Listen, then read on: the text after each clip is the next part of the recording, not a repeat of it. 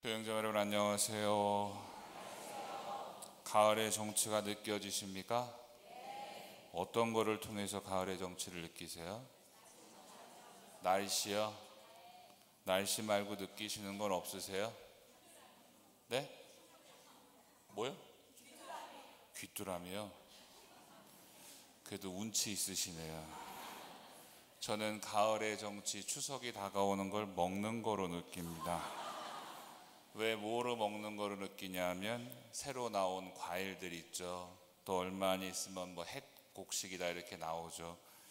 그게 괜히 등치가 큰 게 아닌 것 같아요. 그런 걸 느끼는 거 보면 각자 여러분에게 그 가을의 정치만큼 또 뭐 사색을 하게 하고 또 고향에 대한 생각을 하게 하는 그런 가을, 여러분들에게 그냥 외적인 풍요함만의 결실이 아니라 마음 안에 내적인 풍요의 결실을 또한 맺을 수 있는 그러한 계절들을 만들어 나가시는 건 어떨까 합니다. 또 다음 달이 더 좋은 것 같아요. 순교자 성월이잖아요. 순교자 성월 맞아서 우리들 신앙 안에, 우리 신앙의 선조의 그 순교의 마음들, 신앙의 마음들을 얼마 전에 시복시성 미사도 했는데, 그러한 마음 안에서 우리들 신앙의 마음들의 풍요함을 만들어 나갈 수 있는 좋은 시간이 또 마침 잘 온 것 같습니다. 한번 여러분들 잘 생각해 보시면서 9월 한 달 동안 우리들에게 오시는 그분의 그 순교의 마음 열정을 우리가 어떻게 이어가고 만들어 갈 것인지도 이제 9월 달에 좀 생각을 해 보셨으면 좋겠습니다. 오늘 복음을 보면 예수님께서 당신이 누구이신지, 사람들이 당신을 어떻게 생각하는지에 대한 물음을 던지십니다. 근데 예수님이 그러한 질문을 던지시는 것은 바로 예수님이 이전에 많은 기적들을 통해서 예수님 자신이 어떠한 분이라는 것을 사람들에게 알렸음을, 그러면서 그 알림 안에서 일반 대중들이 당신 자신을 어떻게 생각하는지에 대해서 바로 제자들에게 묻고 계십니다. 그러나 그 물음에 대한 대답은 복음을 내용에서도 보았듯이 예수님에 대해서, 예수님이 그토록 많은 일과 많은 행적들을 행하셨음에도 사람들은 예수님이 어떠한 분이신지를 참으로 모르고 있습니다. 예수님께서 제자들에게 사람들이 나를 누구라 하냐고 물으셨을 때 제자들이 이렇게 대답을 합니다. 사람들이 세례자 요한이라고도 하고, 어떤 이들은 엘리야라고도 하고, 또 어떤 이들은 예레미야 예언자 가운데 한 분이라고 합니다라고 대답을 합니다. 이렇게 각기 군중들은 자신들이 느끼고 생각하고 자신들이 받아들였던 그 예수님의 모습 그대로 대답을 하고 표현을 합니다. 분명 그들은 예수님의 행적 안에서 자신들이 이렇게 보아왔던 사람들의 모습이나 자신들이 가르침을 통해서 받아왔던 그 모습 그대로 예수님을 표현을 합니다. 자신들이 표현할 수 있었던, 자신들이 알았던 그 최고의 이름을 통해서 예수님을 표현하고 그 최고의 이름을 예수님께 붙이고 있습니다.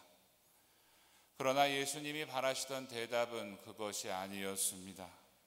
예수님이 진정 누구이신지 아직 그 사람들은 모르고 있습니다. 그냥 진정 자신들이 느끼고 자신들이 보았던 그 최고의 이름으로 예수님을 이야기하고 있습니다. 그러자 예수님께서 군중들의 생각이 아니라 당신의 제자들이 당신을 어떻게 생각하는지 제자들에게 묻습니다. 그러면 너희는 나를 누구라고 생각하느냐 하고 말입니다. 예수님께서는 사람들의 말과 달리 바로 진정으로 당신을 믿고 따른다는 그 제자들이 어떠한 생각을 가지고 있는지 궁금해하고 계십니다. 사람들의 반응보다 당신을 진정 믿고 따른다고 했던 그 제자들의 생각을 듣고 싶었던 것이고, 바로 나의 믿음을 보시고자 했던 그것이기도 합니다. 자신의 목소리를 군중들 안에 묻어둔 채 소극적으로 신앙을 고백하는 그러한 소극적인 고백의 믿음이 아니라 바로 나의 신앙을 고백하는 적극적인 나를 제자들을 통해서 원하고 계신 것입니다. 베드로가 제자들을 대표해서 고백을 합니다. 선생님은 바로 살아계신 하느님의 아들 그리스도이십니다라고 말합니다. 베드로의 입을 통해서 고백되는 이 고백의 신앙의 고백, 이것이 과연 우리에게 전해주고자 하는 것은 무엇이겠습니까? 하느님의 아들, 살아있는 하느님의 아들 그리스도라고 고백한 이 베드로의 신앙 고백이 우리에게 전해주고자 하는 내용이 무엇인지 생각해 보았으면 합니다. 베드로는 예수님을 살아계신 하느님의 아들 그리스도라고 고백을 했습니다. 이 고백에 예수님께서는 베드로에게 너는 베드로이다 라고 그에게 새로운 이름을 주셨습니다. 베드로는 아버지의 말씀을 제 입으로 고백함으로써 베드로라는 이름을, 새로운 이름을 얻게 됩니다. 그리고는 베드로의 믿음 위에 교회를 세우겠다고 하십니다. 새로운 이름, 새로운 이름을 주어진다고 하는 것, 그것은 새로운 운명을 뜻합니다. 새로운 운명은 새롭게 살아간다는 것을 말합니다. 지금까지 베드로는 고기 낚는 어부였습니다. 그러나 베드로라는 이름을, 새로운 이름을 받으면서 그 교회를 세운다고 하셨던 예수님의 말씀과 함께 이제는 어부, 고기 잡는 어부가 아니라 사람을 낚는 어부가 될 것이고, 나아가 교회의 반석으로 예수님이 맡기신 교회를 이끌 그러한 시작의 인물로 되기도 합니다. 베드로는 이제 어부가 아닌 진정 베드로라는 이름으로, 새로운 이름으로 살아가기 시작합니다. 이 새로움이라고 하는 것은 그 베드로에게 늘 용기를 주고 살아가게 합니다. 지치고 쓰러지고 배반하는 가운데 눈물의 삶을 살게 되겠지만 그때마다 새로운 삶으로 나아가겠다는 용기를 가지고 살아가게 될 것입니다. 신자 여러분, 개개인도 우리 또한 세례를 통해서 새로운 이름을 선물로 받았습니다. 그 새로운 이름을 통해 바로 내가 신앙의 모범으로 삼고자 하는 그 성인의 삶을 본받겠다고 나서면서 다짐하고 그 삶을 지향하고 우리가 신앙 생활을 시작하였습니다. 우리 또한 베드로의 모습처럼 나약함 때문에 지치고 쓰러지고 예수님의 이름을 배반하는 가운데 바로 신앙의 삶을 살아가겠지만 결코 주님을 떠나지 않겠다는 다짐을 다시 한번 해야 하겠습니다. 이 다짐이 바로 베드로에게 예수님께서 하늘나라의 열쇠를 주시겠다고 하는 그 약속처럼 그 열쇠를 우리 또한 교회 이름으로 받는 것이라고 할 것입니다.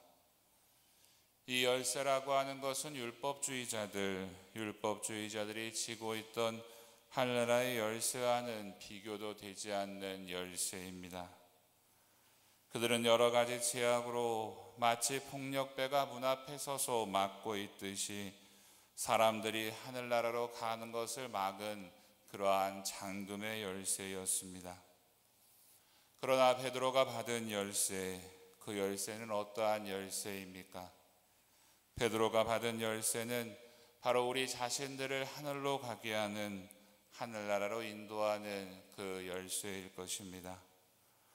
우리를 희망으로 이끌고 우리들을 흠없는 이들로 만들어 바로 하늘나라로 이끌어주는 그러한 희망의 열쇠일 것입니다. 그 열쇠를 어떻게 사용해야 하는지, 그 열쇠를 과연 어디를 열기 위해서 사용해야 하는지 우리 모두 다시 한번 생각해 보았으면 합니다. 진정 하느님의 아들이라고 고백하는 그 믿음의 고백을 통한 바로 그분이 누구이신지, 하늘나라를 가기 위한 열쇠로 그분이 주신 열쇠를 진정 우리가 사용하고 있는지 생각해 보았으면 합니다. 신자 여러분, 오늘 베드로가 고백한 예수님처럼 우리들 각자에게 그 예수 그리스도, 예수님은 과연 누구이십니까?